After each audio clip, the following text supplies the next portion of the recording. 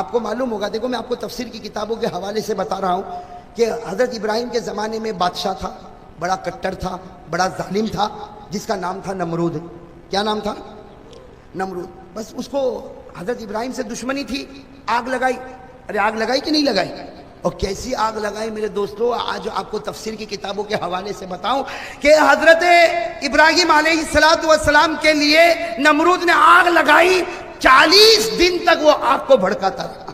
کتنے دن تک؟ اور لکھا ہے کہ ہر گھنٹے میں 4000 مزدور بدلا کرتے تھے۔ 4000 مزدور آتے تھے، آگ کو بھڑکاتے تھے، چلے جاتے تھے، پھر دوسرے 4000 آتے تھے، آگ کو بھڑکاتے تھے، چلے جاتے تھے۔ 40 دن تک 24 گھنٹے یہ کام چلتا رہا۔ آپ خود بتاؤ آگ کہاں سے کہاں تک پہنچی ہوگی؟ ارے پہنچی ہوگی کہ نہیں؟ آگ اتنی اوپر پہنچی تھی کہ تفسیر کی کتابوں میں لکھا کہ اگر کوئی پرندہ دائیں سے اڑتا، بھائی آگ تو یہاں چل رہی تھی، لیکن اگر کوئی پرندہ دائیں سے اڑتا، کوئی پرندہ بائیں سے اڑتا، تو آگ کی گرمی کی وجہ سے وہ آگ میں ابل جاتا اور زمین پہ آ کے مردہ گر جاتا۔ بسم اللہ الرحمن الرحیم۔ السلام علیکم دوستو، ہم آپ کے لیے لے کر آئے ہیں قاری احمد علی صاحب کا بیان۔ تو دوستو اس بیان کو پورا سنیں، انشاءاللہ ضرور فائدہ ہوگا۔ تو چلیے دوستو ہم آپ کو بیان کی طرف لے کر چلتے ہیں۔ اسی آگ لگائی ہوگی کس نے اور کس کے واسطے لگائی؟ جب 40 دن پورے ہو گئے نا، سننا، 40 دن پورے ہو گئے، یوں سمجھو آج آخری رات ہے، آج آخری رات ہے، اور نمرود نے اعلان کر دیا کہ کل تمام لوگ جمع ہو جانا، مرد بھی جمع ہو جائے، عورتیں بھی جمع ہو جائے، بچے بھی جمع ہو جائے، میری قوم کا ہر آدمی جمع ہوگا اور میں سب کے سامنے ابراہیم کو اٹھاؤں گا اور آگ میں، اور آج آخری رات ہے، کل صبح یہ کام ہونے والا۔ میرے دوستو میں آپ سے پوچھتا ہوں کہ اگر مجھے معلوم ہو جائے کہ قاری احمد علی آج تیری آخری رات ہے، میں کیا کروں گا؟ سو جاؤں گا؟ ارے سو جاؤں گا؟ آپ لوگ سو جاؤ گے؟ ارے بھائی ڈاکٹروں نے کہہ دیا کہ بس یہ آخری رات ہے، یہ آج کی رات کا مہمان ہے۔ ارے بتاؤ میرے دوستو، پورے گھر میں ہلچل مچ جاتی؟ ارے مچ جاتی کہ نہیں مچ جاتی؟ حضرت ابراہیم بھی تو انسان تھے، ارے کہو حضرت ابراہیم بھی تو۔ اور نمرود نے کہہ دیا بس یہ آخری رات ہے، کل صبح میں ابراہیم کو آگ میں ڈالا جائے گا اور پوری قوم جمع ہوگی اور سب کو آنا پڑے گا اور ابراہیم کو آگ میں ڈالا جائے گا۔ میری پوری قوم دیکھے گی کہ جو میری مخالفت کرتا ہے میں آگ میں کیسے اس کو پکاتا ہوں۔ چنانچہ نمرود نے اعلان کر دیا آخری رات ہے۔ حضرت ابراہیم علیہ السلام کو خبر ملی، دوستوں نے، احباب نے، سب نے خبر دیا کہ ابراہیم آخری رات ہے، کل صبح آگ میں جانا ہے۔ میرے دوستوں بتاؤ حضرت ابراہیم کو نیند آئے گی؟ ارے نیند آئے گی؟ آخر وہ بھی تو انسان تھے نا۔ حدیث پاک میں لکھا، حدیث پاک میں لکھا، کان یتقلب من جنب الى جنب ولا يستطيع ان ينام ولا ينبغي ان ينام۔ حدیث پاک میں لکھا آخری رات ہے، حضرت ابراہیم کروٹوں پر کروٹ لیتے، کروٹوں پر کروٹ لیتے، اور حدیث پاک میں لکھا سونے کی کوشش کرے نیند نہیں آتی، اور سیدھی بات ہے نیند آنے والی بھی، ارے نیند آئے گی آخری رات میں؟ حضرت ابراہیم پریشان، کبھی اللہ، کبھی زبان پر کیا نکلے اللہ، کبھی تڑپ جائے، کبھی پریشان ہو جائے اللہ، آخری رات ہے اور آگ لگ رہی ہے، آگ کے شعلے بھڑک رہے، کل صبح مجھے آگ میں ڈالا جائے گا، اے اللہ کیا ہوگا؟ ابھی تو حضرت ابراہیم رات کو کروٹوں پر کروٹ لے رہے، اچانک حضرت ابراہیم نے دیکھا فرشتوں کی ایک جماعت آ رہی ہے۔ بھائی حضرت ابراہیم کی نظر پڑ گئی فرشتوں کی، تو حضرت ابراہیم علیہ السلام نے دیکھا کہ فرشتے آئے، تو حضرت ابراہیم نے کہا بھائی آ جاؤ۔ وہ تمام فرشتوں نے آ کر کہا کہ ابراہیم تمہارے پاس آئے ہیں۔ وہ فرشتوں نے کہا تمہارے پاس آئے ہیں، اور اللہ نے ہم کو پانی پر حکومت دی ہے، اللہ نے ہم کو پانی پر کنٹرول دیا ہے، اے ابراہیم ایک مرتبہ ہم سے مدد مانگو۔ وہ فرشتوں نے کہا ابراہیم ایک مرتبہ ہم سے مدد مانگو، اس لیے کہ پانی پر ہمارا کنٹرول ہے، آسمان کا پانی ہو، پہاڑوں کا پانی ہو، سمندر کا پانی ہو، دریا کا پانی ہو، نہر کا پانی ہو، تالاب کا پانی ہو، ہر پانی کے قطرے قطرے پر اللہ نے ہم کو کنٹرول دیا۔ اے ابراہیم ایک مرتبہ ہم سے مدد مانگو، ایسا پانی بہائیں گے کہ آگ تو بجھ جائے گی، نمرود بھی بجھ جائے گا اور اس کا محل بھی ختم ہو جائے گا۔ آپ ایک مرتبہ مدد مانگو، ہم ابھی پانی کو حکم دیتے۔ حضرت ابراہیم کو معلوم تھا آج کون سی رات ہے، لیکن کیا فرمایا؟ میرے دوستوں ہم ہوتے تو کہتے ہیں دیر کس بات کی، پائپ کھول دو نا۔ حضرت ابراہیم علیہ السلام نے ایک ہی جملہ ارشاد فرمایا، کہو سبحان اللہ۔ حضرت ابراہیم نے فرمایا لا حاجت لی الیکم، حضرت ابراہیم نے فرمایا ہاں میں جانتا ہوں اللہ نے تم کو پانی پر حکومت دی، پانی پر کنٹرول دیا، لیکن آج میں تم سے مدد نہیں مانگتا، چلے جاؤ مجھ کو تمہاری کوئی ضرورت۔ جب یہ کہا کوئی ضرورت نہیں تو فرشتے اور حضرت ابراہیم کا کیا عالم ہوا، پھر آسمان کی طرف دیکھ رہے، اللہ ہے تو آخری رات نا، پھر آسمان، بھائی انسان تھے نا، پھر وہی حال، کانا یتقلب من جنب الی جنب، حضرت ابراہیم کروٹوں پر کروٹ لیتے، کبھی اللہ کی طرف نظر اٹھاتے، کبھی آسمان کی طرف نظر اٹھاتے، کبھی اپنے آپ کو دیکھتے تھے کہ ابراہیم تیری تو آخری رات ہے۔ ابھی حضرت ابراہیم تصور کر رہے، فرشتوں کی ایک دوسری جماعت سامنے کھڑی ہو گئی۔ کون سی جماعت؟ انہوں نے آ کر کہا کہ ابراہیم اللہ نے ہم کو بھیجا ہے، اللہ نے ہم کو بھیجا، ابراہیم ہم سے مدد مانگ لے، اللہ نے ہم کو ہوا پر حکومت دی ہے۔ کس پر حکومت دی ہے؟ اللہ نے ہم کو ہوا پر حکومت دی، اور ایسی حکومت ہے اس لیے کہ اللہ نے ہم کو دیا، جس خدا نے ہوا کو پیدا کیا اسی خدا نے ہم کو ہوا پر کنٹرول دیا۔ ہم ہوا کو ایسا چلائیں گے کہ مشرق سے مغرب تک ہوا چلے گی، اور یہ آگ جو مشرق میں جلتی ہے، آگ پلک جھپکنے کے برابر، یہ آگ کو ہم مغرب میں پہنچا دیں گے۔ یعنی ابراہیم تم آگ بند کرو گے، کھولو گے، ہوا میں وہ طاقت ہے کہ یہ آگ کو مشرق سے ہٹائے گی اور کہاں پہنچا دے گی؟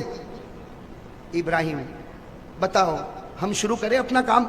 حضرت ابراہیم علیہ السلام نے تمام فرشتوں کو دیکھا، آنکھوں میں آنسو کی لڑی آ گئی، اور فرمایا لا حاجت لی الیکم، حضرت ابراہیم نے کہا مجھ کو تمہاری مدد کی ضرورت نہیں، مجھ کو تو اللہ کی مدد کی ضرورت ہے، تمہاری مدد کی ضرورت نہیں، اس لیے تم چاہو تو۔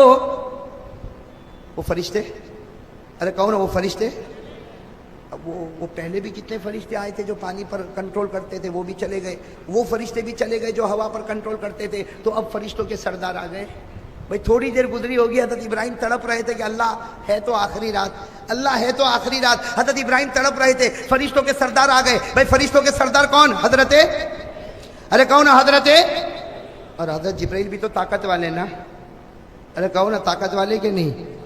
حضرت جبرائیل تو ایسی طاقت والے کہ اللہ خود کہتا ہے کہ یہ ایسی طاقت والا ہے جو میرے عرش کے پاس کھڑا ہوا ہے۔ کہاں پر کھڑا ہوا؟ ذی قوہ عند ذی العرش مکین مطاع ثم امین۔ اب حضرت جبرائیل علیہ السلام آئے کس کے پاس؟ اور سننا کیا کہا حضرت جبرائیل علیہ السلام نے آ کر کہا ما بالک یا ابراہیم، اے ابراہیم تجھے کیا ہو گیا؟ حضرت جبرائیل ڈانٹ رہے، ارے حضرت ابراہیم کو کیا کر رہے؟ ڈانٹ رہے، کیا کہہ رہے؟ ما بالک یا ابراہیم، اے ابراہیم تجھے کیا ہو گیا؟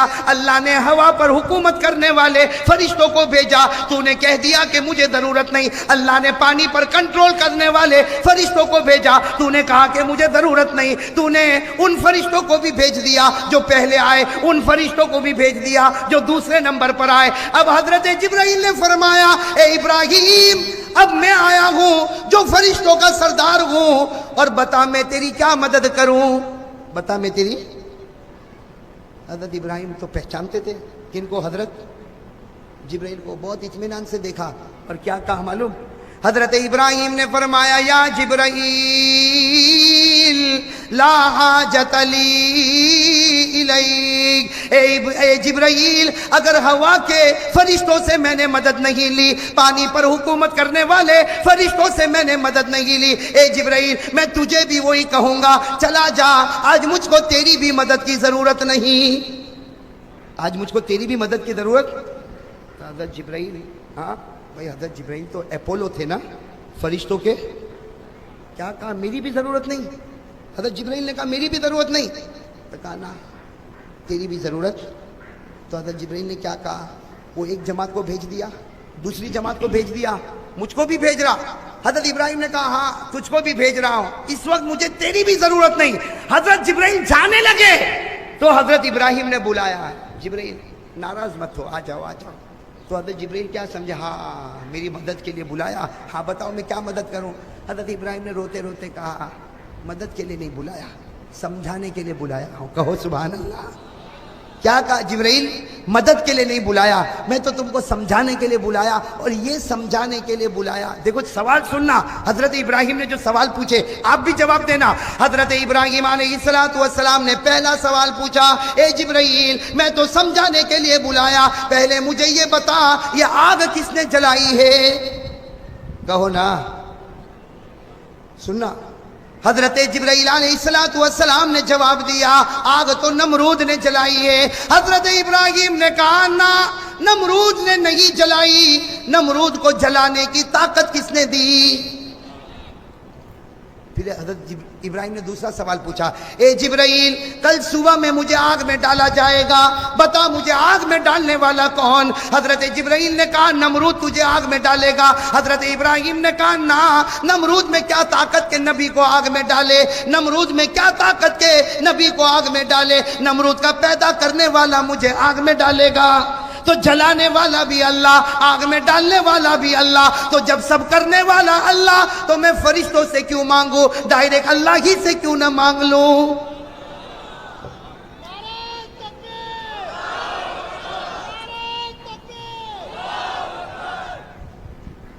ماشاءاللہ، اللہ قبول فرمائے۔ تو پھولوں کی بھی برسات ہو رہی، ایسا تو میرے شادی میں بھی نہیں ہوا تھا۔ لیکن میرے دوستو سننا، بہت پتے کی بات ہے۔ حضرت ابراہیم علیہ السلام نے فرمایا اگر آگ جلانے والا بھی میرا پروردگار اور کل آگ میں ڈالنے والا بھی میرا پروردگار، تو جلانے والا بھی وہی، آگ میں ڈالنے والا بھی وہی، تو میں آگ پر حکومت کرنے والے فرشتوں کو کیوں پکارو، پانی پر حکومت کرنے والے فرشتوں کو کیوں پکارو، ہوا پر حکومت کرنے والے فرشتوں کو کیوں پکارو، جو ڈالنے والا ڈائریکٹ اسی کو کیوں نہ پکار لوں؟ یہ ہے توحید، یہ ہے۔ اب سننا، بات بڑی پتے کی ہے۔ حضرت جبرائیل چلے گئے، ارے کوئی بھی چلا جائے گا، ارے چلے گئے کہ نہیں چلے گئے؟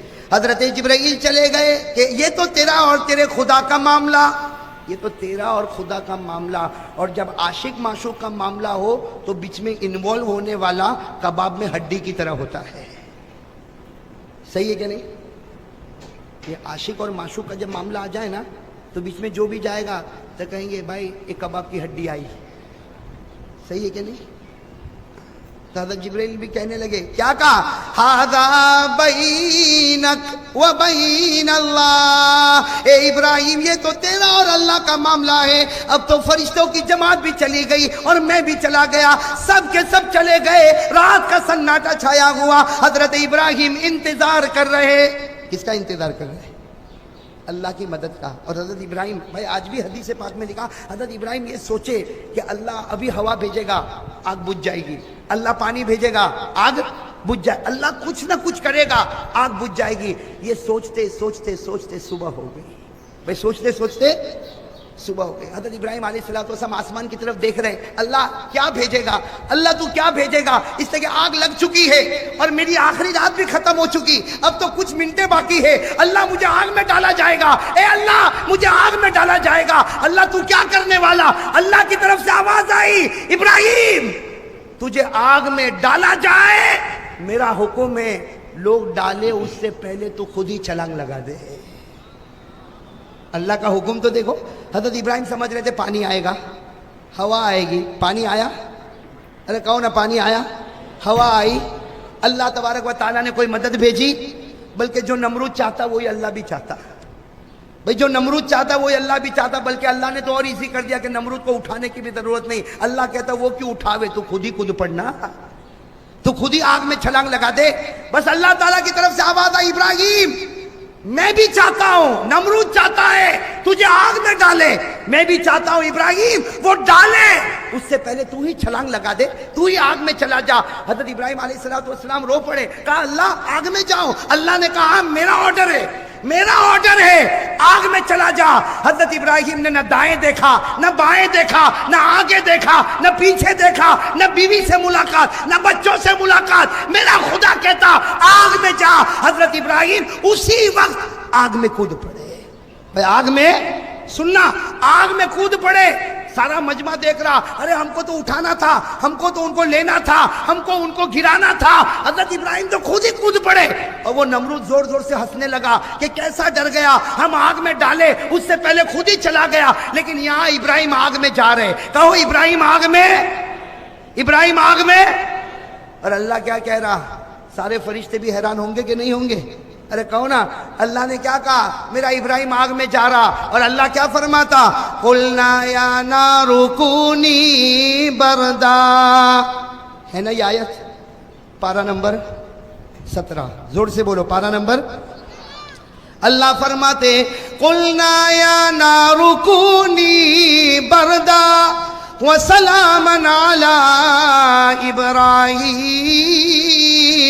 اللہ نے فرمایا ابراہیم تیرا یقین تو بہت مضبوط تھا، اللہ نے فرمایا ابراہیم تیرا یقین تو بہت مضبوط تھا، آگ میں نے جلوائی، آگ میں تجھے میں نے ڈالا، لیکن اے ابراہیم تو اپنے خدا کا جلال اور جمال بھی دیکھ لے، تو آگ میں جاتا جائے گا، میں آگ کو باغ بناتا جاؤں گا۔ تو آگ میں جاتا جائے گا، میں آگ کو باغ بناتا جاؤں گا۔ میرے پیارے دوستو، حضرت ابراہیم آگ میں گئے، کسی کو کچھ نظر نہیں آیا۔ 40 دن گزر گئے، کتنے؟ 40 دن گزر گئے، 40 راتیں گزر گئی، آگ نیچے آنے لگی، نیچے آنے لگی، لیکن ساری قوم حیران ہو گئی۔ جب آگ کے قریب گئے تو 3 باتوں کو دیکھا۔ آگ کے قریب گئے تو کتنی باتوں کو دیکھا؟ قوم حیران ہو گئی، حضرت ابراہیم آگ میں بیٹھے ہیں اور جنت کا پھل کھا رہے ہیں۔ آگ میں بیٹھے اور جنت کا، تو کسی نے کہا ابراہیم آگ میں کوئی پھل کھاتا؟ کہا تیری نگاہوں میں آگ ہے، خدا کی نگاہوں میں یہی جنت کا باغ ہے۔ تیری نگاہ میں آگ ہے، خدا کی نگاہوں میں جنت کا باغ ہے، اور میں جنت کا پھل کھا رہا۔ جب آگ نیچے آ گئی، حضرت ابراہیم باہر نکلے۔ دوسری بات، حضرت ابراہیم باہر نکلے، ارے آگ میں جو گیا ہوگا کالا کلوٹا ہوگا، ارے آگ میں انگلی ڈالو تو کالی ہو جاتی کہ نہیں ہو جاتی؟ لیکن سارے لوگوں نے دیکھا حضرت ابراہیم جب آگ میں گئے تھے چہرے پر ایک قسم کا نور تھا، آگ سے نکلے تو 10 قسم کے نور چہرے پر لے کر آ گئے۔ تیسری بات، باہر آ کے رونے لگے حضرت ابراہیم، اس لیے کہ پھل بھی اندر رہ گیا۔ اب باہر آئے تو ماشاءاللہ چہرہ تو چمکتا دمکتا، لیکن رو رہے۔ تو کسی نے کہا رونے کی کیا ضرورت ہے، بیوی بچوں سے ملاقات تو کرو، ارے سب کو گلے لگا لو، تم تو 40 دن اور ہم تو سمجھے کہ جل کے ختم ہو جائیں گے، خاک ہو جائیں گے، لیکن آپ تو ماشاءاللہ پورا چہرہ چمکتا دمکتا نکلے، اب روتے کیوں ہو؟ حضرت ابراہیم نے فرمایا رونے کے سوا کچھ نہیں، میں تو چاہتا ہوں کہ نمرود پھر ایک مرتبہ آگ لگا دے، میں تو چاہتا ہوں نمرود پھر ایک مرتبہ آگ لگا دے، اس لیے کہ تمہیں کیا معلوم 40 دن 40 رات میں آگ میں رہا، صبح ہوتی تھی شام ہوتی تھی، اس آگ میں اللہ کا دیدار ہوتا تھا، اس آگ میں اللہ کا۔ میرے پیارے دوستو، ایک بات پر آؤں، آپ کے پھول تو ماشاءاللہ اللہ قبول فرمائے، لیکن میں ایک پھول دینا چاہتا ہوں، ارے دے دوں وہ پھول دے دوں آپ کو۔ اللہ تعالیٰ نے حضرت ابراہیم کو ایک مرتبہ کہا، اللہ تعالیٰ نے حضرت ابراہیم کو ایک مرتبہ کہا آگ کود پڑ، چھلانگ لگا دے۔ حضرت ابراہیم نے بیوی سے مشورہ کیا، بچوں کو پوچھا، دائیں دیکھا بائیں دیکھا آگے دیکھا پیچھے دیکھا، بس کہہ دیا اللہ تیرا حکم، اللہ نے کہا میرا آرڈر، حضرت ابراہیم نے چھلانگ لگا دی۔ ارے میرے دوستو، اللہ نے آگ میں چھلانگ لگانے کو ایک مرتبہ کہا، حضرت ابراہیم نے مان لیا کہ نہیں مانا؟ اور اللہ نے ہم کو نماز پڑھنے کے لیے 500 مرتبہ کہا۔ سننا، اللہ نے مجھے اور آپ کو نماز پڑھنے کے لیے کتنی مرتبہ کہا؟ زور سے بولو نا۔ اور ہمارے نبی نے ہم کو نماز پڑھنے کے لیے 7000 مرتبہ کہا۔ کتنی مرتبہ؟ تو ہو گیا 7500، 7500 ٹائمز۔ اللہ 500 مرتبہ کہے نماز پڑھ نماز پڑھ نماز پڑھ، ہمارا نبی 7000 مرتبہ کہے نماز پڑھ نماز پڑھ۔ میرے دوستو پھر بھی ہم نہ پڑھے تو بتاؤ میرے دوستو خدا کا دوست بن سکتا؟ خدا کا دوست وہ ہوتا ہے کہ ایک اشارے پر آگ میں بھی چھلانگ لگا دے. ہم 7,500 مرتبہ سننے کے بعد بھی فجر کی نماز میں نہیں پہنچے. میرے دوستو سچ بتاؤ ہم سے بڑھ کے غدار کون ہوگا؟ اور اللہ جب کہہ دے کہ آ جا تو اللہ آگ کو باغ بنا دیتا ہے. بناتا نہیں بناتا؟ اللہ تبارک و تعالیٰ نے فرمایا آ جا تو اللہ نے آگ کو باغ بنایا. تو جو خدا آگ کو باغ بنا سکتا وہ ہماری نماز کو برکت والا کیوں نہیں بنا سکتا؟ بہت پریشان ہے مرا حبیب صاحب، صحیح کہتا ہوں، بہت امت پریشان ہے. کیا پریشان ہے؟ قرضے پر قرضہ ہے کہ نہیں؟ اور ہر ایک پریشان. 5,000 مہینے کا کمانے والا، 50,000 مہینے کا کمانے والا، 1.5 لاکھ مہینے کا کمانے والا، ہر ایک کی زبان پر ایک بات ہے، پیسہ تو ہے مگر برکت نہیں ہے.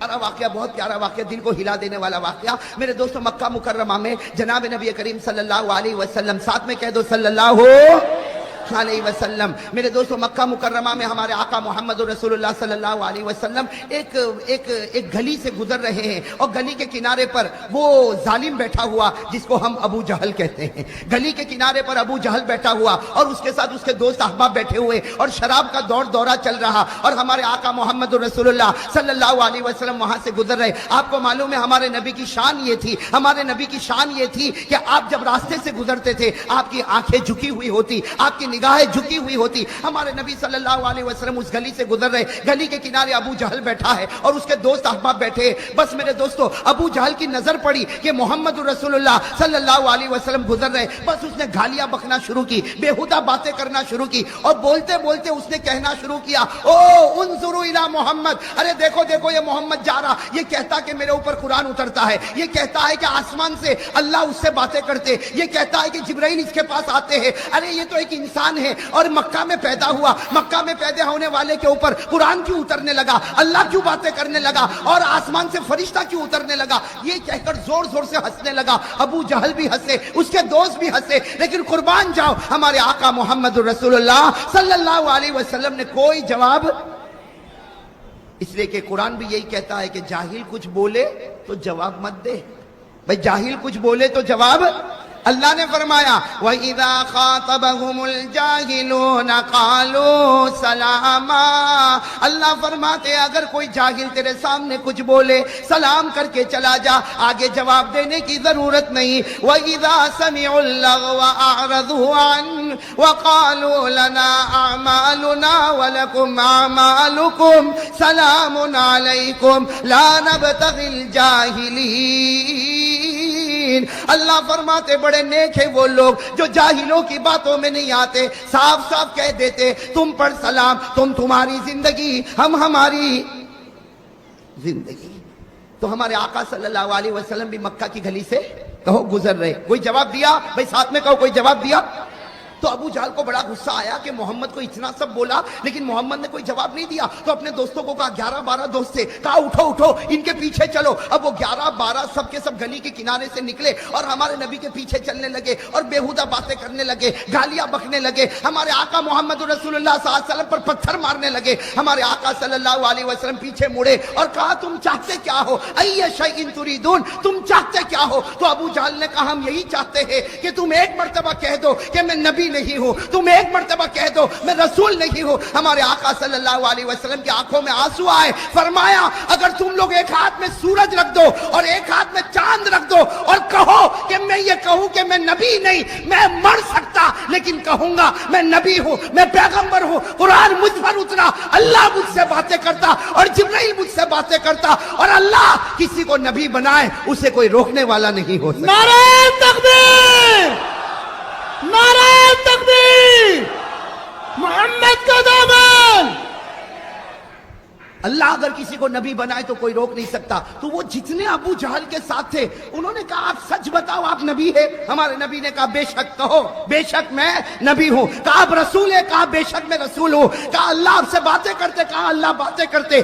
آسمان سے فرشتہ میرے پاس آتا، میں غار ہرا میں تھا، اللہ نے فرشتے کو بھیجا، اور صرف فرشتہ آتا نہیں جبرائیل آتے ہیں اور اللہ کے حکم سے میرے قدموں کو بھی چومتے ہیں. سبحان اللہ. اب میرے دوستو سننا، وہ جتنے تھے تھوڑی دیر کے لیے سناٹے میں آئے اور کیا کہا آپ اپنا چہرہ اس طرف کر دو. ہمارے نبی کو کہا آپ اپنا چہرہ، ہمارے آقا صلی اللہ علیہ وسلم نے کہا بھائی کیا ضرورت ہے کہ میں چہرہ اپنا دوسری طرف کر دوں؟ کہا نہیں، آپ اپنا چہرہ اس طرف کر دو، آج ہم آپ کا امتحان لینا چاہتے ہیں۔ قربان جاؤ، ہمارے آقا محمد رسول اللہ صلی اللہ علیہ وسلم نے اپنے چہرے انور کو پھیرا، انہوں نے جلدی جلدی اپنے ہاتھوں میں کوئی چیز کو اٹھایا، کسی نے کنکر کو اٹھایا، کسی نے پتھر کو اٹھایا، کسی نے لکڑی کو اٹھایا، کسی نے کھجور کی چھال کو اٹھایا، کسی نے مٹی کو اٹھایا، یہ 12-13 تھے، سب نے چھوٹی چھوٹی چیز کو اپنے ہاتھوں میں اٹھایا اور اپنی مٹھی کو یوں بند کر دیا اور پھر کہا اے نبی اب ہماری طرف دیکھو۔ ہمارے آقا صلی اللہ علیہ وسلم نے دیکھا، اب وہ 11 کے 12 سب کی مٹھی بند ہے، کسی کی مٹھی میں پتھر، کسی کی مٹھی میں کنکر، کسی کی مٹھی میں لکڑی، کسی کی مٹھی میں کھجور کی چھال، کسی کی مٹھی میں مٹی ہے، کسی کی مٹھی میں کوئی چمڑے کا ٹکڑا ہے، سب نے اپنی مٹھی کو بند کیا اور کہا اگر آپ نبی ہے، اگر آپ پیغمبر ہے، اگر قرآن آپ پر اترتا ہے، اگر اللہ آپ سے باتیں کرتے ہیں، اگر جبرائیل آپ کے پاس آتے ہیں تو بتاؤ ہماری مٹھی میں کیا ہے، اگر بتاؤ گے تو ہم آپ کو نبی مانیں گے اور اگر نہیں بتاؤ گے تو ذلیل کر کے آپ کو مکہ سے نکال دیں گے۔ میرے دوستو، میں آپ سے پوچھتا ہوں کیسا کڑا امتحان ہوگا؟ ارے ہوگا کہ نہیں ہوگا؟ قربان جاؤ میرے دوستو، حدیث پاک سنو، حدیث پاک میں کیا لکھا؟ فتبسم رسول اللہ صلی اللہ علیہ وسلم، فتبسم رسول اللہ صلی اللہ علیہ وسلم، ہمارے نبی ان 11-12 کی طرف دیکھ کر مسکرانے لگے۔ کہو سبحان اللہ۔ آپ تو مسکراتے تھے تو جنت بھی جوانی آ جاتی تھی۔ ہمارے آقا صلی اللہ علیہ وسلم نے 11-12 کو دیکھا اور مسکرا کر کہنے لگے جو نبی آسمان کی باتیں بتاتا ہو وہ یہ کیوں نہیں بتا سکتا کہ تیری مٹھی میں کیا ہے؟ سبحان اللہ۔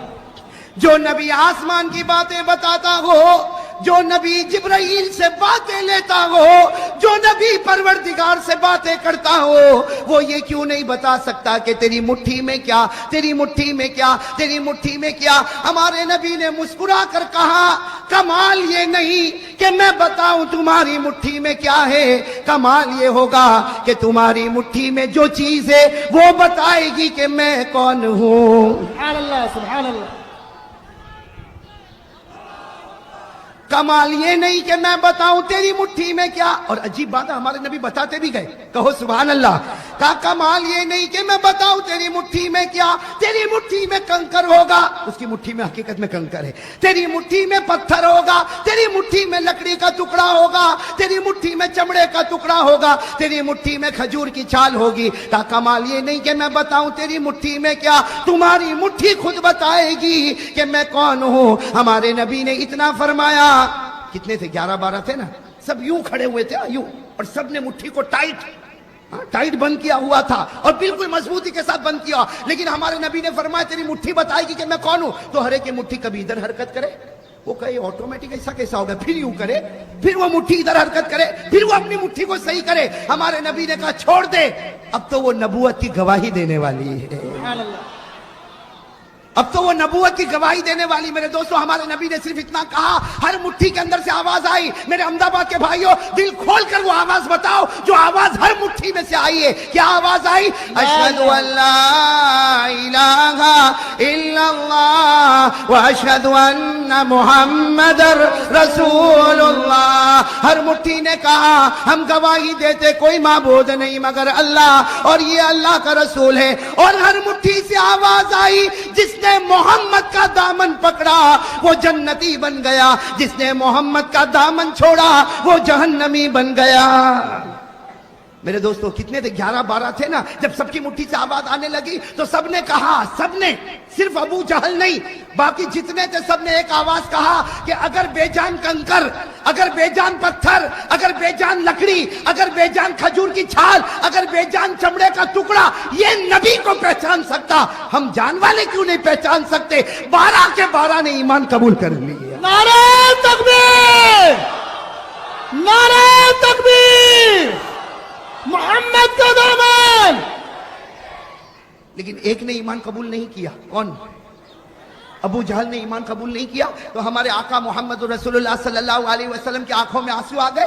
کہا اللہ، اے اللہ، سب نے قبول کر لیا لیکن یہ مکے کا چودھری، یہ مکے کا رئیس، یہ مکے کا چودھری، یہ مکے کا رئیس، یہ مکے کا سرپنچ، یہ مکے کا بڑا، اس نے ایمان قبول نہیں کیا، اللہ باقی سب نے ایمان قبول کر لیا۔ اللہ تبارک و تعالیٰ نے فرمایا جس کو میں ہدایت دوں اس کو ہدایت ملتی۔ میں نہیں چاہتا کہ مکے کا سردار ایمان قبول کرے، میں تو چاہتا حبشے کا کالا کلوٹا بلال ایمان قبول کر لے۔ سبحان اللہ۔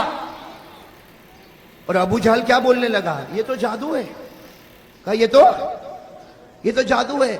ابو جہل نے اتنا کہا یہ جادو ہے، اللہ تعالیٰ نے فوراً آیت کریمہ اتاری جس سے ابو جہل کے چہرے پر ایک تماچا پڑا۔ اس نے کہا جادو ہے، اور حضرت جبرائیل آئے اور کہا ابو جہل کو کہہ دو وَإِن يَرَوْا آيَةً يُعْرِضُوا وَيَقُولُوا سِحْرٌ مُسْتَمِرٌّ وَكَذَّبُوا وَاتَّبَعُوا أَهْوَاءَهُمْ وَكُلُّ أَمْرٍ مستقر۔ جیسے ابو جہل نے کہا کہ جادو ہے، حضرت جبرائیل آئے اور کہا کہ ابو جہل کو کہہ دو تیرے ایمان کی ہم کو ضرورت نہیں، تو نشانیوں پر نشانی دیکھتا جائے گا اور جادو جادو بولتا جائے گا، حقیقت میں آسمان پر تیری ہدایت کا فیصلہ نہ ہوا ہے اور نہ کبھی ہونے والا۔ اللہ جس کو چاہے ہدایت دے، ہدایت دینے والا کون ہے؟ ہمارے آقا محمد رسول اللہ صلی اللہ علیہ وسلم کی شان اور ہمارے نبی کا مقام کتنا اونچا۔ میرے بھائیو وہ تو ہم نے ہمارے نبی کو جانا نہیں، بھئی ہم نے ہمارے نبی کو پہچانا نہیں۔ لکھا ہے روایت میں، تفسیر ابن کثیر میں لکھا ہے کہ ابو جہل کے پاس ایک بت تھا۔ بھئی بت سمجھتے ہو نا آپ، جس کو عربی میں صنم کہتے ہیں۔ تو ابو جہل کے پاس ایک چھوٹا سا بت تھا، بہت خوبصورت، اس نے خود بنایا تھا، اور ہمیشہ اس کی عبادت، سفر میں جائے تو اس کی عبادت، حضر میں رہے تو اس کی عبادت۔ لکھا ہے کہ برسوں سے ابو جہل اس کی عبادت کرتا تھا۔ کس کی عبادت کرتا؟ اس بت کی۔ ایک مرتبہ ابو جہل جب مکہ کی گلی میں نکلا تو دیکھا کہ کچھ لوگوں نے ایمان قبول کر لیا، اور پھر آگے چلا تو اسے خبر ملی کہ محمد اور ان کے ساتھی صلی اللہ علیہ وسلم ہمارے بتوں کی برائی بیان کرتے ہیں۔ بس ابو جہل کو بڑا غصہ آیا، بھئی وہ تو عرب کا سردار تھا، امیر تھا، بڑا غصہ آیا، غصے میں اپنے گھر میں آیا اور اس بت کو کہا، حالانکہ وہ تو پتھر کا ایک ٹکڑا ہے، اس بت کو کہا کہ تجھے معلوم ہے آج مکے کی گلیوں میں لوگ تجھے گالی دے رہے ہیں، تجھے معلوم ہے لوگ محمد پر ایمان قبول کر رہے ہیں، تجھے معلوم ہے تیری مکے کی گلیوں میں برائی ہوتی ہے، اس لیے آج میں چاہتا ہوں کہ برسوں سے میں نے تیری عبادت کی ہے، آج میں چاہتا ہوں کہ تجھے میں محمد کے پاس لے جاؤں اور تو محمد کے سامنے جا کر آج اپنے منہ کو کھولنا اور محمد کو گالی دینا تاکہ بدلہ برابر سرابر ہو جاوے۔ بھئی ابو جہل نے کس کو کہا؟ پتھر کے ٹکڑے کو۔ کس کو کہا؟ پتھر کے ٹکڑے کو۔ میرا عزیز دوستو، اب غصہ، پاگل پنا، دیوانہ اب لیا بت کو اور سیدھے ہمارے نبی کے پاس پہنچا۔ لکھا ہے کہ ہمارے آقا محمد رسول اللہ صلی اللہ علیہ وسلم اپنے گھر میں تشریف فرما، یہ بڑے غصے کے اندر آتا۔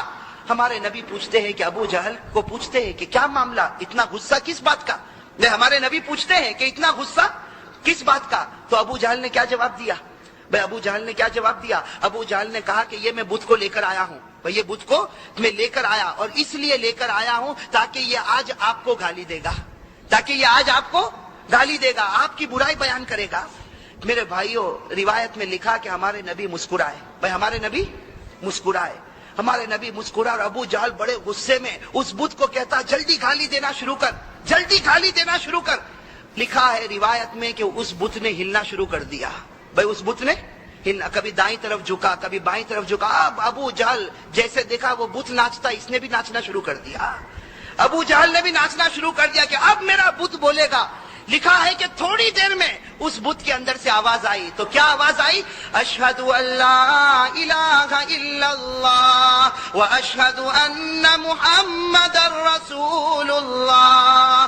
اور پھر کیا کہا اس بت نے، وہ سننا میرے بھائیو۔ اس بت نے کہا قد افلح من زکا محمدا وقد خاب من دسا محمدا۔ اس بت نے کہا وہ مومن کامیاب ہو گیا جس نے محمد کی پیروی کی، اور وہ ہار گیا جس نے محمد کے دل کو توڑ دیا۔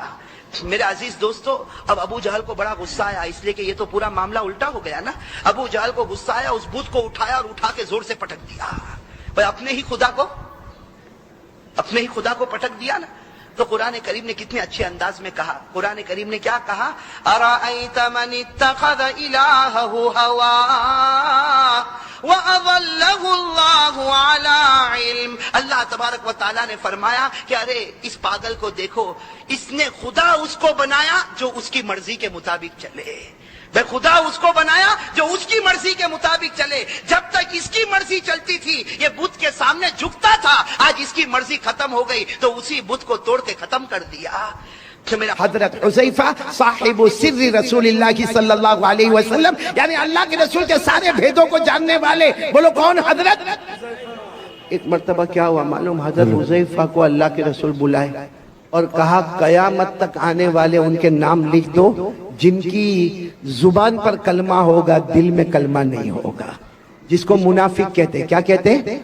تو حضرت حذیفہ کو پوری فہرست دے دی، قیامت تک آنے والوں کی فہرست. بولو ہمارے نبی نے کن کو دی؟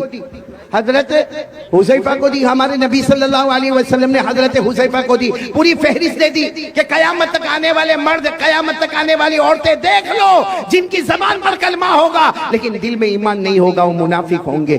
اب سننا، یہ بات تو ہو گئی.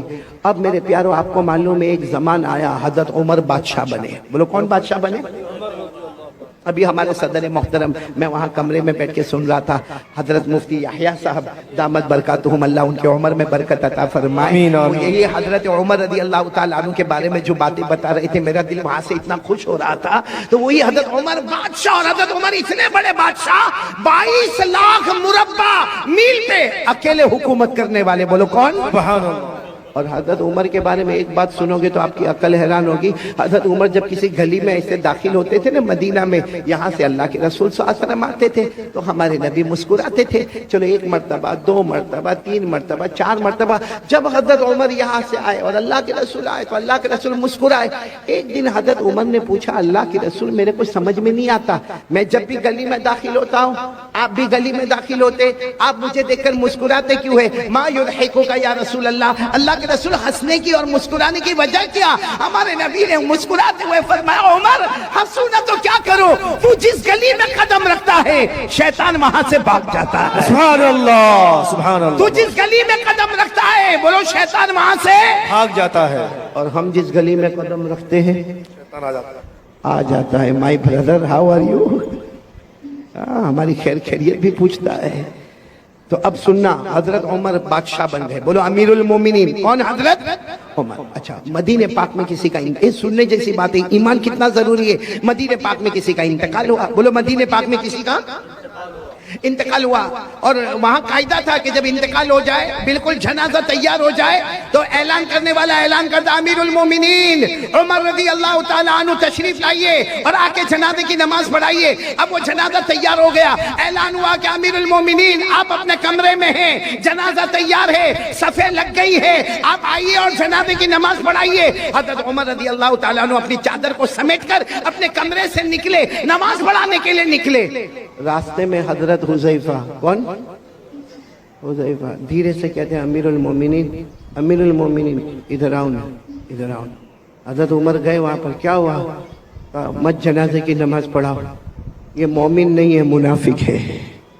یہ جو جنازہ ہے بولو مومن، اس کی زبان پر کلمہ تھا، دل میں کلمہ. میرے پاس جو لسٹ ہے نا اس لسٹ میں ان کا بھی نام ہے.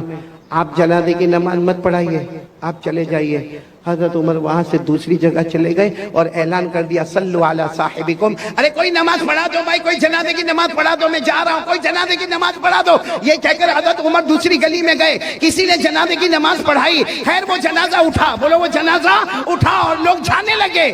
جب حضرت حذیفہ جانے لگے تو حضرت عمر وہ گلی میں کھڑے تھے، وہاں سے کہتے حذیفہ ادھر آؤ. حضرت حذیفہ آئے، کہا کیا ہوا امیر المومنین؟ حضرت حذیفہ کہتے میرے اللہ کی قسم حضرت عمر کی داڑھی مبارک پر آنسو تھے، یعنی اتنی دیر میں اتنا روئے تھے کہ داڑھی مبارک بھیگ گئی تھی. حضرت حذیفہ نے کہا کیا ہوا؟ کہا وہ جو جنازے کی نماز نہیں پڑھائی کیونکہ ان کا نام وہ لسٹ میں تھا جو منافق ہے، جن کے دل میں کلمہ نہیں ہے. تو حضرت حذیفہ نے کہا اسی لیے تو میں نے آپ کو کہا کہ آپ جنازے کی نماز نہ پڑھائیں. حضرت عمر نے روتے روتے کہا حذیفہ تجھے اللہ کا واسطہ بتا، میرا نام تو اس میں نہیں ہے. تجھے اللہ کا واسطہ بتا میرا عمر کا نام تو اس میں نہیں، اللہ، کہیں میں منافق تو نہیں ہوں، میری زبان پر کلمہ ہے لیکن میرے دل میں کلمہ اللہ نے چھین لیا ہے۔ اے حذیفہ بتا دے۔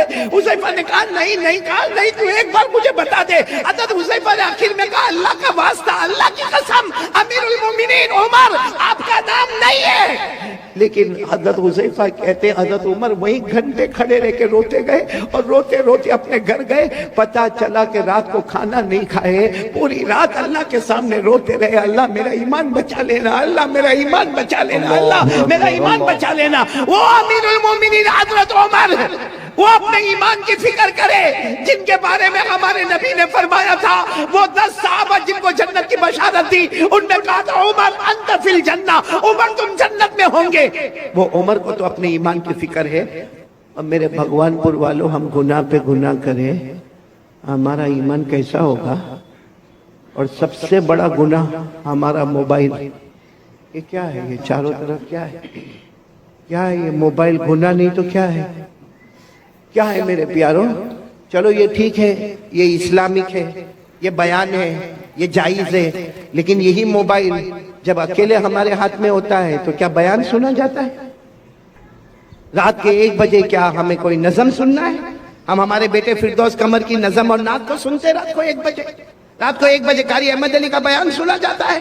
ٹھیک ہے، یہاں اس وقت یہ موبائل جائز ہے، حلال ہے، بالکل صحیح ہے، ثواب ہے، لیکن رات کے 1 بجے جب وہ ننگی عورت کو موبائل میں دکھایا جاتا ہے، پیچھے گانا بجتا ہے، اور ہم ہمارے دوست کو کہتے ہیں میرے پاس بہت اچھی کلپ آئی ہے تجھے بھی بھیجتا ہوں۔ ہمارے موبائل میں جب زنا ہوتا ہے، ہمارے موبائل میں چوری ہوتی ہے، ہمارے موبائل میں چغلی ہوتی ہے، ہمارے موبائل میں جھوٹ بولا جاتا ہے، ہمارے موبائل میں بلیک میل کیا جاتا ہے، ہمارے موبائل میں پب جی کھیلا جاتا ہے، ہمارا انسٹاگرام، ہمارا ٹک ٹاک، ہمارا یوٹیوب، ہمارا سب حرام، سب حرام، سب گناہ۔ کسی میں بلیک میل، کسی میں زنا، کسی میں چوری، کسی میں بیاج کا سودا کیا جاتا ہے، کسی میں سود کا کاروبار کیا جاتا ہے، ارے کبھی کبھی چغلی کی جاتی ہے۔ اور معاف کرنا میرے پیارو، اسی موبائل کی وجہ سے بیوی بھی ناراض ہوتی ہے، بچوں کی تربیت بھی غلط ہوتی ہے، ماں بھی ناراض ہوتی ہے، ابا بھی ناراض ہوتا ہے، ایپیسوڈ پر ایپیسوڈ دیکھا جاتا ہے، گندی گندی فلمیں دیکھی جاتی ہے، آخری درجے کا گناہ کیا جاتا ہے۔ میرے بھگوان پور والوں، اللہ کی قسم، ہمارے گھر میں اگر طلاق ہوتی ہے تو اس کی وجہ بھی موبائل ہوتا ہے۔ اور یہ صرف ہم نہیں، ہماری جوان بیٹیوں کے ہاتھ میں موبائل، ہمارے جوان بچوں کے ہاتھ میں موبائل۔ اب باپ کے اندر ہمت نہیں، یہاں بہت سارے بیٹھے ہوں گے جو باہر بہت ہوشیاری کرتے ہوں گے، اس کو کہو کسی امام صاحب کو ڈانٹنا ہے، جا کے بنگالی زبان میں ڈانٹ کے آئے گا۔ اس کو کہو کسی اذان والے کو ڈانٹنا ہے، ڈانٹ کے آئے گا۔ ارے کہہ دو اس کو یہ جلسے والے کو ڈانٹنا ہے تو ڈانٹ کے آئے گا۔ مگر تیرا بیٹا تیرے سامنے حرام کام موبائل پر کرتا ہے، تیری جوان بیٹی رات کو موبائل پر حرام کام کرتی ہے، کیوں تو روک نہیں سکتا؟ کیوں نہیں روک سکتا؟ اس لیے کہ جب باپ خود ایسا کرتا ہے تو بیٹے کو کیا روکے گا؟ جب باپ خود موبائل پر، بیوی بیچاری انتظار کر رہی ہے کہ میرا شوہر کام سے آئے گا، وہ بیچاری پورا دن کپڑے دھونے کا کام، برتن مانجنے کا کام، بچوں کو اسکول بھیجنے کا کام، بچوں کو مدرسے بھیجنے کا کام۔ اب شوہر آیا اتنی ہڑبڑاہٹ بتائے گا، تھکایا آیا ہے، ہاتھ منہ دھوئے گا، کھانا کھائے گا، بیوی ادھر چہرہ رکھی اور یہ اپنے موبائل پر بیزی ہے، رات کو 1-1, 2-2, 2:30 بجے تک موبائل پر، اور پھر کہتا ہے میری طبیعت بہت تھکی ہوئی ہے۔ یہ تھکاوٹ دور کی جا رہی ہے کہ تھکاوٹ بڑھائی جا رہی ہے؟ Waste of time, waste of money اور ویسٹ آف انرجی، یہ ہے ہمارا موبائل کا خلاصہ۔ ٹائم بھی برباد، پیسہ بھی برباد، اور ہماری طاقت بھی برباد۔ یہ موبائل کے آنے کے بعد بیٹے فردوس، میں قسم کھا کر کہوں گا ہمارے بھگوان پور کے جوانوں، جوانی میں قدم رکھنے سے پہلے بڑھاپا ہمارے پاس آ گیا ہے۔ ابھی ہم نے جوانی میں قدم نہیں رکھا ہے۔ اور اگر کوئی مجھے پوچھے اصل جوانی کی عمر کون سی ہے، حافظ ابن حجر عسقلانی رحمت اللہ علیہ جو بخاری شریف کی گائیڈ لکھتے ہیں، وہ لکھتے ہیں کہ جنت میں سب کی عمر ہوگی 32۔ کتنی ہوگی؟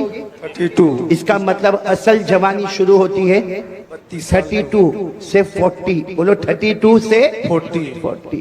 یا تو 22 میں کمر دکھتی ہے، پاؤں دکھتے ہیں، لڑکھڑاتے ہوئے چلتا ہے، کیوں؟ کیونکہ گناہ گناہ گناہ کر کے میرے پیارو ایک بات بتاؤ, آپ ناراض تو نہیں نا, سنیں گے نا میری بات؟ ہم گناہ کرتے ہیں, سچ بتانا, ہم گناہ کرتے ہیں. کبھی ہم نے یہ سوچا کہ اللہ نے جہنم بھی بنائی ہے؟ سوچا ہم نے کبھی؟ گناہ کرے گا بھائی, آئے زنا ہو رہا ہے, ہمارا کاروبار 101% حرام, ہمارا سود کا کاروبار, ہمارا ریاض کا کاروبار, ہم دارو پیے, ہم مٹکے چلائے, ہم جوا کھیلے, ہزاروں گناہ کرے, اللہ کو حاضر ناظر رکھ کر بولنا خراب نہیں ماننا. ہم نے کبھی جہنم کے بارے میں سوچا؟ جی نہیں. بولو سوچا, کبھی یہ سوچا کہ اللہ میں یہ گناہ کرنے جا رہا ہوں, اللہ میں یہ کاروبار کروں گا, لیکن اللہ اس میں ریاض ہے, اللہ اس میں سود ہے, اللہ اس میں ربا ہے, اللہ اس میں بہت بڑا گناہ ہے, سود ہے, سودی کاروبار ہے, اللہ جہنم میں کیا ہوگا؟ کبھی نہیں سوچا. بس آنے دو, پیٹ میں آنے دو, حلال ہے تو بھی آنے دو, حرام ہے تو بھی آنے دو. دارو بھی پیتا گیا, مٹکا بھی کھیلتا گیا, جوا بھی کھیلتا گیا, میرے دوستوں عیاشی کرتا گیا. کبھی جہنم کے بارے میں سوچا؟ جی نہیں. جہنم بھی تو آنے والی ہے نا. میں اس وقت جو حالات ہیں نا, اس لیے جنت پہ بات نہیں کر رہا ہوں, بہت پتے کی بات کہہ رہا ہوں. آپ سب نے ایک بادشاہ کا نام سنا ہوگا, یہ میں بتا رہا ہوں کہ ہم نے کبھی جہنم کے بارے میں سوچا نہیں. ایک بہت بڑے بادشاہ گزرے ہیں, حضرت ہارون رشید. ساتھ میں بولو کون؟ حضرت ہارون رشید. ان کے بیوی کا نام زبیدہ. دونوں میں بہت محبت, بولو دونوں میں, اور دعا کرو کہ اللہ ہر میاں بیوی میں محبت عطا فرمائے, بولو آمین, آمین. حضرت ہارون رشید بادشاہ ہے, اور اتنے بڑے بادشاہ ہے کہ حضرت ہارون رشید کبھی کبھی آسمان کی طرف دیکھ کر کہتے تھے, اے پانی تجھے برسنا ہے تو مشرق میں برس جا, اے پانی تجھے برسنا ہے تو مغرب میں برس جا, جہاں بھی تو برسے گا وہاں ہارون رشید کی حکومت پائے گا. ماشاءاللہ, سبحان اتنے بڑے اللہ. بادشاہ. پھر ایک مرتبہ بولو کون بڑے بادشاہ؟ حضرت ہارون رشید. اور ان کی بیوی کا نام کیا؟ بولو ان کی بیوی کا نام زبیدہ. بھائی واقعے کو برابر سنو, توجہ سے سننا. تو بھائی بادشاہ ہے, ایک دن بیوی کے ساتھ مشورہ ہوتا ہے, چلو دریا کنارے واکنگ, دریا کنارے واکنگ, ٹہلنے جاوے, تھوڑا پاؤں الگ الگ کرے اور تھوڑا جائے. تو بیوی کی عادت ہوتی ہے کہ میں تھوڑا تیار ہو کر آتی ہوں, آپ تھوڑا آگے بڑھے. وہ بیوی بھی شریعت کی پابند, حجاب والی, پردے والی, کہا میں اپنا پردہ صحیح کر کے آتی ہوں, آپ آگے بڑھے. اب حضرت ہارون رشید آگے آ گیا, اور پیچھے کون آ رہی ہے؟ بولو بیوی زبیدہ. معاملہ کیا ہوا معلوم؟ حضرت ہارون رشید جا رہے, دریا کنارے ایک اللہ کے ولی بیٹھے ہوئے, بولو سبحان اللہ. سبحان اللہ. اللہ کے ولی کا نام بہلول. بولو کیا نام؟ بہلول. حضرت بہلول. ساتھ میں بولو کیا نام؟ حضرت بہلول. اللہ کے ولی ہے, درویش ہے, ایک فقیر ہے, اللہ کے ولی. وہ کیا کر رہے معلوم؟ ہاتھ میں لکڑی کا ٹکڑا ہے, اس کو ریت پہ ایسے ایسے گھما رہے. ریت ہے نا, ریت جیسے زمین, اس پہ گھما رہے. تو حضرت ہارون رشید دور سے سمجھ گئے مجذوب آدمی ہے, اللہ کا ولی آدمی ہے. آئے اور آ کر کہا السلام علیکم. وہ حضرت بہلول نے کہا وعلیکم السلام. تو حضرت ہارون رشید تو بادشاہ سے کہا یہ کیا کر رہے ہو, زمین پہ ایسے لکڑی سے کیا کر رہے ہو؟ کہا میں گھر بنا رہا ہوں. بولو سبحان اللہ. کیا بنا رہا ہوں؟ گھر بنا رہا ہوں. تو حضرت ہارون رشید کو مذاق سوجا, کیونکہ یہ گھر بنا رہا ہے, ایسے ایسے گول کوئی لکڑی گھما کے گھر بناتا. تو حضرت ہارون رشید بادشاہ تھے, کہنے لگے یہ گھر کوئی خریدے گا تو کیا ملے گا؟ اللہ اس کے بدلے جنت دے دے گا. ماشاءاللہ, سبحان اللہ. تو ہارون رشید نے کہا گھر کتنے کا ہے؟ کیونکہ ابھی تو بنا بھی نہیں ہے, خالی گول گول گھما رہے ہو, کتنے کا ہے؟ تو اس نے کہا, حضرت بہلول اللہ کے ولی نے کہا 1 دینار. کتنا؟ یعنی ایک سونے کا ٹکڑا, جیسا ہمارے یہاں چاندی کا سکہ ہوتا, سونے کا ٹکڑا ایک. تو ہارون رشید مسکراتے چلے گئے کہ کیسی بے وقوفی کی بات ہے, کتنی بے وقوفی کی بات ہے. ایک تو لکڑی کے ذریعے سے مٹی کے اوپر گول گول کرنا, اور پھر کہنے کا گھر بنانا, اور اس کے بدلے میں اللہ جنت دے گا, اور 1 دینار دینے کا. حضرت ہارون رشید مسکراتے ہوئے چلے گئے. بولو پیچھے کون آ رہی تھی؟ زبیدہ. وہ آئی, وہ بھی پہچان گئے اللہ کے ولی. دور سے کھڑے ہو کر کہا السلام علیکم. وہ اللہ کے ولی نے یوں چہرہ اٹھا کر وعلیکم السلام. تو زبیدہ نے پوچھا کیا کر رہے ہو؟ کہا گھر بنا رہا ہوں. کہا یہ گھر بنا رہے ہو؟ کہا اس کے بدلے کیا ملے گا؟ کہا جو لے لے گا اس کو جنت ملے گی. تو بیوی زبیدہ نے پوچھا کتنے کا؟ کہا 1 دینار. زبیدہ نے 1 دینار دیا اور آگے چلی گئی.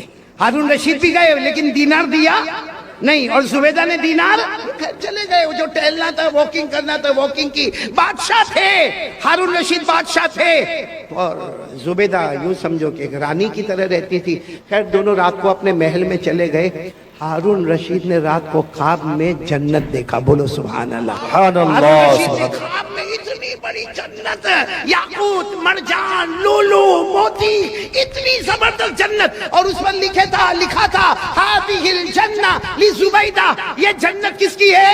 जुबैदा की। जुबैदा की है।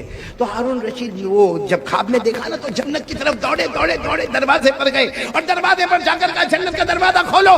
कुछ लोग आए, कहा तुम्हारी जन्नत नहीं है, तुम्हारी बीवी जुबैदा की जन्नत है। तो कहा मेरी बीवी की जन्नत है, मुझे मेरी बीवी की जन्नत देखना है। तो दरबारों ने कहा यहाँ मियाँ बीवी का मामला नहीं, ये जन्नत का मामला है, ये आखिरत का मामला है, यहाँ मियाँ बीवी के रिश्ते को नहीं देखा जाता। जाओ यहाँ से, जुबैदा आएगी तो अंदर जाएगी, बाकी तुम्हें जाने का कोई हक नहीं।